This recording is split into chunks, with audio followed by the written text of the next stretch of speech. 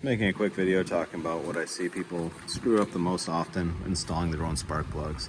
People that aren't mechanics, usually people doing this themselves that don't have a lot of experience.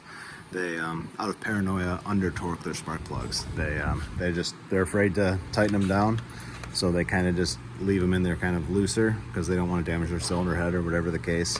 I see it all the time for some reason.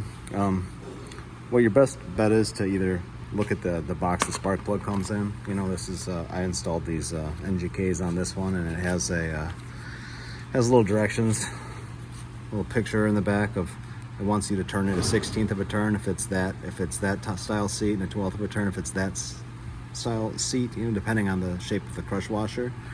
Or you can just look at the manufacturer's specification for the particular engine you're working on, which is also a good method.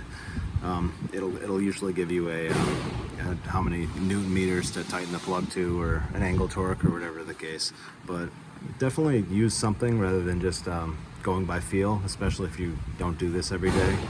You know, because you'll be more likely to under torque them, it seems like, just, you know, because people don't want to screw up their engine. So that's it. This one came in with misfires, and trying to figure it out, and cylinder 1 and 3, the plugs were falling out. So a lot of times, not on this style because they're bolt downs, but I've seen them before where they come loose on just the push-in style coils, and it actually shoots the coil straight out when it starts to leak enough compression past the threads.